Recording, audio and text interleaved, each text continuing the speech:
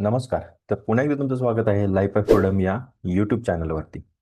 नवीन financial year सुरू झाला आहे. तुम्ही तुमचं फायनान्शियल प्लॅनिंग केलं आहे का? यावर्षी पैसे कमवायचे नाहीत, तर आपल्याला वेल्थ क्रिएट करायची आहे. तुम्हीही जर तुमचं फायनान्शियल प्लॅनिंग सुरू केलं नसेल, तर नक्कीच या भागामध्ये आपण बघणार आहोत, की आपलं फायनान्शियल प्लॅनिंग कसं सुरू करायचं. हे नवीन वर्ष सुरू झालेलं आहे. हा आपल्याकडे एक चांगला चान्स आहे. आपली जी काय ॲसेट आहे, आपली नेटवर्थ आहे, ही आपल्याला बघायची आहे, काय आहे आणि त्याच्यावरून आपलं आपलं प्लॅनिंग करायचं आहे. आपण दरवर्षी सेम चुका रिपीट करत असतो. तर त्या चुका काय आहेत त्या आपण बघूया, की आपण सेविंग रेग्युलर करत नाही. त्यानंतर जे काही इन्व्हेस्टमेंट आहे, ती इन्व्हेस्टमेंट आपण रँडमली करत असतो. हे एक दुसरी चूक करत असतो. त्यानंतर आपण आपला गोल सेट करत नाही. फायनान्शियल गोल आपण सेट करत नाही. त्यामुळं आपलं जे फायनान्शियल नीड्स आहेत त्या आपल्या पूर्ण होत नाहीत. तर हेच त्यामागचे जवळपास रिझन असतात. आणि त्यामुळे आपण त्याचा रिव्ह्यू रेग्युलरली घेत नसल्यामुळे आणि आपण कुठे आहोत एक्झॅक्टली हे आपल्याला समजत नाही.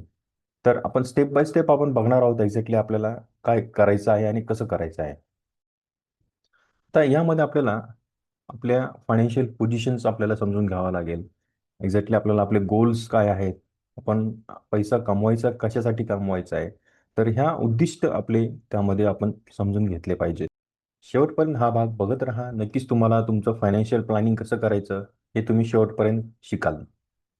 तर हे तुमच्यासमोरच आहे की फायनान्शियल प्लॅनिंग 2026-27. आज नियोजन करा, उद्या समृद्ध व्हा. की फायनान्शियल प्लॅनिंग आपण करायचं तर आपल्याला प्रॉब्लेम कुठं असतो की आपलं प्रॉपरली सेव्हिंग नसतं, नियोजन नसतं. आपलं संपत्ती कशासाठी बनवायची हे आपल्याला क्लॅरिटी नसते. काही आपत्कालीन निधी आपल्याकडे म्हणजे इमर्जन्सी फंड आपल्याकडे उपलब्ध नसतो आणि प्लॅनिंग नसतं आपल्याकडे की आपल्याला खर्च कुठे करायचा आहे. तर यामुळे हा मेन अभाव आपल्या जीवनामध्ये होतो आणि त्यामुळे आपण फायनान्शियल प्लॅनिंग पूर्ण करत नाही. तर आपल्याला पहिली स्टेप काय करायची आहे मित्रांनो, की आपली नेटवर्थ काय आहे पहिली ती समजून घ्या. तर नेटवर्थ म्हणजे काय, की तुमची net worth is equal to assets minus liability. आता ह्या तुम्ही बघणार, की ॲसेट म्हणजे नेमकी काय? तर हा एक अकाउंटिंगचा बेसिक आहे, की नेटवर्थ जर तुमची काढायची असेल, तर तुम्हाला तुमची ॲसेट माहिती असणं गरजेचं आहे. आता ॲसेट म्हणजे नेमकी काय? आता ॲसेट म्हणजे तुमची मालमत्ता आणि लायबिलिटीज म्हणजे तुमचं देयत्व म्हणजे तुमचं काय देणारा कर्ज वगैरे असेल तुमच्याकडे. तर ह्या दोघांचा डिफरन्स. तर अकाउंटिंगमध्ये तुमचं जर नेटवर्थ हा फॉर्म्युला जर काढायचा असेल नेटवर्थचा, नेटवर्थ इज इक्वल टू तुमचं ॲसेट्स मायनस लायबिलिटीज असतात. तर ॲसेट म्हणजे काय की तुमच्याकडे असणारी स्थावर मालमत्ता. तुमच्या एक्झाम्पल जर द्यायचं जर झालं ॲसेटचं, तर तुमच्याकडे असणारी तुमची गुंतवणूक म्हणजे म्युच्युअल फंड, इन्व्हेस्टमेंट, सेव्हिंग हे झालं तुमचं ॲसेट झालं या सगळ्या.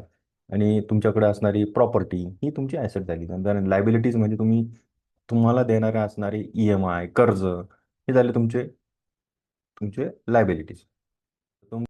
तर हे तुम्ही जर तुमच्या एका पेपरवरती जर केलं तुम्ही, तर तुम्हाला एक्झॅक्टली तुम्हाला कळेल की तुम्हाला तुम्हाला किती देणं आहे आणि तुमच्याकडे किती प्रॉपर्टी आहे. आणि याच्यावरून तुमचे नेटवर्थ तुमच्याकडे एक्झॅक्टली किती आहे हे तुम्हाला समजेल. आणि आता तुम्ही दुसरी स्टेप घ्यायची आहे.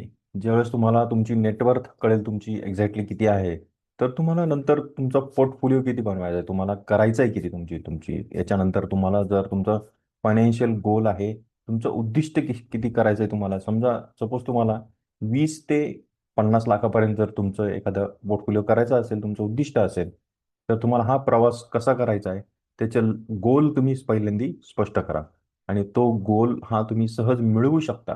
तर तुमचं आर्थिक नियोजन जर तुम्ही प्रॉपरली केलं, प्लॅनिंग जर तुम्ही त्याचं प्रॉपरली केलं, तर तुम्ही ते करू शकता. आता याच्यामध्ये तुम्ही पहिलं काय करायचं आहे, की शॉर्ट टर्म गोल्स तुम्ही तयार करायचे तुमचे. त्यानंतर मीडियम टर्म गोल्स करायचे आणि लाँग टर्म गोल्स करायचे आणि ॲन्युअल स्ट्रॅटर्जी करायची. तर ह्या जर 4 स्ट्रॅटर्जी तुमच्या जर तुम्ही व्यवस्थितपणे जर याच्यामध्ये केल्या, तर तुम्हाला नक्कीच याच्यामध्ये तुम्हाला पुढे प्लॅनिंग करता येतं. तुमचे फायनान्शियल गोल तुम्ही हे निश्चित करा. हा झाला दुसरा भाग. त्यानंतर तुम्ही जे काही गोल कराल, तर त्याला तुम्ही ते ऑटोमॅट करा. म्हणजेच, की तुम्हाला जर तुमचं 50 लाखाचं जर टार्गेट असेल, तर तुम्ही ठरवलंय, की तुम्हाला महिन्याला तुम्हाला एक लमसम अमाऊंट इन्व्हेस्टमेंट करायची आहे तर लमसम अमाऊंट इन्व्हेस्ट करा. जर तुम्ही SIP करायची असेल तुम्हाला तर सिस्टमॅटिक इन्व्हेस्टमेंट प्लॅन तुम्ही तयार करा. आणि म्हणजेच तुम्हाला ती शिस्तबद्ध गुंतवणूक करण्यास तुम्हाला मदत करते. आणि ती ऑटो डेबिट करा.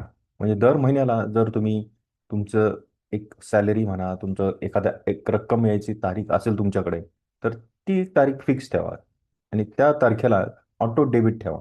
म्हणजे तुमची SIP त्या तारखेलाच डिडक्ट होणार. म्हणजे तुमची जी काही गुंतवणूक आहे दर महिन्याला ऑटोमॅटिकली डिडक्ट होणार. आणि त्यामुळे तुमचं त्याच्यामुळे फायदा काय होतो आपल्याला, की रुपी कॉस्ट ॲव्हरेजिंगचा फायदा आपल्याला यामध्ये मिळतो. म्हणजेच तुमची ही संपत्ती स्वयंचलित बनत राहते आणि बिल्टअप होत राहते. आणि त्यामुळे आपल्याला बघायची गरज पडत नाही. तर यानंतरचा भाग आहे की तुमची ही जी आहे, जर तुम्हाला पोर्टफोलिओ तुमचं जर करायचं असेल, तुमचं जर स्मार्ट अलोकेशन जर तुम्हाला करायचं असेल, याचं डिस्ट्रीब्युशन म्हणतो आपण याला. आता यामध्ये डिस्ट्रीब्युशन जर करायचं असेल तर तुम्ही इक्विटीमध्ये 60% तुमचा टोटल तुमचा जो काही सेव्हिंग आहे तर तुम्ही ते इक्विटीमध्ये करा. त्यानंतर तुमचा डेप फंडमध्ये काही टाका. तर यामध्ये तुम्ही म्युच्युअल फंडचाही काही तुम्ही याच्यामध्ये इन्व्हेस्टमेंट करू शकता, जसे की फ्लेक्सी फंड आहेत, त्यानंतर डेप फंड आहेत, इक्विटी फंड आहेत. याचाही तुम्ही फायदा घेऊ शकता याच्यामध्ये. त्यानंतर गोल्डमध्ये तुमच्या जवळपास 10% तुमची इन्व्हेस्टमेंट असली पाहिजे आणि कॅश तुमच्याकडे 5% तरी असली पाहिजे. जसे की अशा टाईपचे जे क्रॅश होतात, जसे की आत्ता जो क्रॅश चालू आहे, युद्धाची जी परिस्थिती निर्माण झाली आणि त्यामुळे मार्केट क्रॅश झालं, तर ह्या क्रॅशमध्ये तुमच्याकडं कॅश असणं गरजेचं आहे. तर या कॅश असच्या स्वरूपात असल्यानंतर तुम्ही इन्व्हेस्टमेंट करू शकता. तुमचा ॲव्हरेजिंग करू शकता. जर तुम्ही लॉसमध्ये जात असाल तर तुम्ही ज्या वेळेस मार्केट खाली जातं तर त्या वेळेस तुम्ही तुमचं एंट्री करू शकता मार्केटमध्ये. तुम्ही डाऊन ट्रेंड चालू झालेला असतो त्यावेळेस तुम्ही तुमचं एंट्री करू शकता. त्यावेळेस तुमचं ॲव्हरेजिंग करू शकता आणि ती कॅश तुम्ही वापरू शकता. आणि परत ज्यावेळेस मार्केट त्याचा ट्रेंड रिव्हर्सल होतो त्यावेळेस तुम्ही ती कॅश परत तुम्ही एंट्री करू शकता मार्केटमध्ये. तर हा फायदा त्याच्यामध्ये आपल्याला होतो. तुम्हाला काय करायचं आहे, की तुमचं बिल्ड युअर सेफ्टी नेट म्हणजेच काय, की तुम्हाला जे मागच्या भागामध्ये आपण बघितलं आणि आत्ताही सांगतोय, की आपल्याला इमर्जन्सी फंड असणं फार गरजेचं आहे. तर कमीत कमी हा निधी आपल्याला आपत्कालीन निधी म्हणतात त्याला. तर हा निधी कमीत कमी 3 ते 6 महिन्यांचा असणं गरजेचं आहे. कारण आपल्यावर काही प्रकारची परिस्थिती येऊ शकते. जसे की नोकरी जाऊ शकते, काहींना दवाखाना असू शकतो, मेडिकल इमर्जन्सी येऊ शकते. तुम्हाला अशा परिस्थितीमध्ये आपल्याला फायनान्स कमी पडू नये म्हणून आपल्याला याची तरतूद करणे फार महत्त्वाचं असतं. त्यामुळे हा खर्च 3 ते 6 महिन्याचा खर्च कमीत कमी आपण हा बाजूला ठेवणं गरजेचं आहे. म्हणजे हा निधी तुम्हाला जी अनपेक्षित परिस्थिती येते आपल्या जीवनामध्ये, त्या अशा परिस्थितीला आर्थिक सुरक्षा आपल्याला देतो आणि आपल्याला मानसिक शांती त्यामुळे प्रदान करतो. आणि यामध्ये आपण काय होतं, की जो पीस ऑफ माइंड आपल्याला भेटतो, तर तो या सेव्हिंगमुळे भेटतो. आणि शेवटी आपल्याला काय असतं, की हे डिसिप्लिनमध्ये येणं गरजेचं असतं. आपल्याला सगळं कळतं, पण आपल्याला करता येत नाही. तर याच्याकरता आपण काहीतरी म्हणजे म्हणतो ना आपण, की छातीवर असं दगड ठेवून आपल्याला हे करणं गरजेचंच असतं. आणि जर आपण त्रास आता सहन नाही केला आजच्या घडीला, तर तो नंतर आपल्याला हा बेनिफिट देणार आहे. तर मित्रांनो, हा जर तुम्ही त्रास सुरुवातीला सहन करा आणि नंतर याचे बेनिफिट तुम्हाला नंतर काही दिवसात बघायला भेटतात. यानंतर तुमचा जो काही रुपया आहे, तो 1 रुपयाचा तुम्ही हिशोब ठेवा. प्रत्येक रुपयाचा तुम्ही हिशोब ठेवा. त्याचा मागोवा घ्या. म्हणजे काय करायचं आहे, की ट्रॅक करा तुमचा जो काही खर्च आहे तुमचा, तो तुम्ही ट्रॅक करा, की शिस्तबद्ध खर्च ट्रॅकिंगमुळे तुम्हाला तुमचे पैसे कुठे जातात हे समजतं. त्यामुळे 50-30-20 हा नियम वापरा. म्हणजेच गरजांसाठी 50% वापरा. त्यानंतर तुमच्या इच्छा काय असतील त्यासाठी 30% वापरा आणि सेव्हिंग करता 20% वापरा. त्यामध्ये तुमचा आणि आता असे बरेच सारे ॲप्स आलेले आहेत. तर तुम्ही ते मोबाईलमधूनही डाउनलोड करू शकता आणि त्याच्यामध्ये तुमचा मंथली, वीकली असा खर्च तुम्ही त्याच्यामध्ये एंट्री करू शकता. डेली खर्च तुम्ही एंट्री करू शकता. तुम्हाला डायरेक्ट तुमचं एक स्ट्रक्चर बघायला भेटतं त्याच्यामध्ये, की तुमचं किती इनपुट आहे, किती खर्च करताय तुम्ही आणि तुमचं एक्झॅक्टली लायबिलिटीज काय काय आहे. तर हे सगळं तुम्हाला एक ग्राफिकल रिप्रेझेंटेशन तुम्हाला त्याच्यामध्ये डेली एक्सपेन्सेस नावाचे असे ॲप्स आहेत बाजारामध्ये, मोबाईलमध्ये खूप आपल्याला इझिली आज हँडी आहेत. त्यामध्ये म्हणाल, की एवढं सगळं करायचं म्हटल्यानंतर माझ्याकडे तर एकच इन्कम सोर्स आहे, मी करू काय? माझ्याकडे तर फक्त नोकरी आहे. तर मित्रांनो, तर नोकरी पाठोपाठ तुम्ही अजूनही तुमचं साईड इन्कम जनरेट करू शकता. तर तुम्ही तुमचं उत्पन्नाचे स्रोत वाढवायला सुरुवात करा, की विविध मार्ग अवलंब करा. तुम्ही एका मार्गावर डिपेंड न राहता तुम्ही मल्टिपल सोर्सेस ऑफ इन्कम तुम्ही सुरुवात करा. तुमच्याकडे जर काही स्किल नसेल तर ते कौशल्य विकास तुम्ही तुमच्या स्वतःमध्ये करा, डेव्हलप करा, सेल्फ डेव्हलपमेंट करा तुम्ही.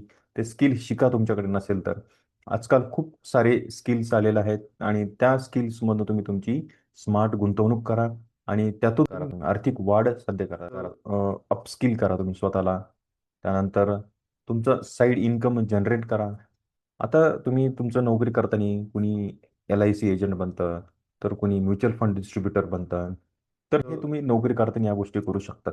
हे बिझनेसमॅन असेल तर तुम्ही तुमचा एक सोडून तुम्ही 2 बिझनेस करू शकतात. तर तुम्ही अशा प्रकारचे तुम्ही एक तुमचं साईड इन्कम म्हणा किंवा तुमचं उत्पन्नाचे स्रोत एक बिझनेसवर डिपेंड न राहता दुसऱ्या बिझनेसवर डिपेंड अजून काही स्रोत तुम्ही तयार करू शकता. तर हे खूप महत्त्वाचं आहे, की एका सोर्सवर डिपेंड न राहता तुम्ही मल्टिपल सोर्सेस ऑफ इन्कम तुम्ही आपल्या जीवनामध्ये कसे वाढवायचे, तर यावर फोकस केलं पाहिजे. आजकाल ऑनलाईन खूप काही असे जॉब्स अवेलेबल आहेत, जे तुम्ही ते घरी बसूनही करू शकतात. सर्व जर तुम्ही तुमच्या जीवनामध्ये अवलंबल्या, तर नक्कीच तुमचा उत्पन्नाचा स्रोत हा वाढणार आहे. तर आता वाट कसली बघताय? लगेच सुरू करा. फायनान्शियल स्टेटमेंट तुम्ही हे रेग्युलरली रिव्ह्यू करत जा. बँकेचे स्टेटमेंट घ्या. दर 3 महिन्याला, दर 6 महिन्याला तुम्ही रिव्ह्यू करा आणि तुम्हाला कळेल, की आता मी कुठे आहे आणि मला कुठे जायचं आहे.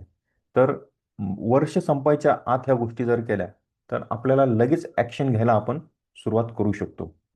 याचं कन्क्लुजन आपण जर बघायचं ठरलं, आजच्या ह्या फायनान्शियल जे काही प्लॅनिंग आहे, तर याचं कन्क्लुजन जर आपण करायचं ठरलं, तर consistency is the key. Learning चालू ठेवा. तुमचं लाईफ लाँग लर्नर तुम्ही बनायला तयार असाल, तर तुमच्या जीवनामध्ये नक्कीच ह्या गोष्टी घडणार आहेत. शेअर मार्केटबद्दल तुम्हाला अजून काही माहिती हवी असेल, तर तुम्ही डिस्क्रिप्शनमध्ये मी लिंक दिलेली आहे. त्या लिंकला जॉइन करा. त्यामध्ये माझा WhatsApp आहे, Facebook आहे, Instagram आहे, LinkedIn आहे. हे सगळे प्रोफाईल तुम्ही एकदा चेक करा आणि तुम्हाला त्या लिंकद्वारे तुम्ही माझ्या WhatsApp ग्रुपला जॉइन व्हा. तिथे तुम्हाला मी अजून माहिती देणार आहे. तर मी एक नवीन कोर्स सुरू करत आहे. तर ह्या कोर्समध्ये तुम्ही एनरोल्ड करा आणि तुम्हाला बेसिक्स ऑफ स्टॉक मार्केटपासून तुम्हाला सर्व काही शिकायला भेटणार आहे. यावर्षी तुमचा फायनान्शियल गोल काय आहे, हे मला नक्की कॉमेंट करा आणि हा व्हिडिओ जर तुम्हाला आवडला असेल तर लाईक करा, शेअर करा आणि सबस्क्राईब करायला विसरू नका. यावर तर भेटूया पुढच्या भागामध्ये. तोपर्यंत शिकत राहा. धन्यवाद.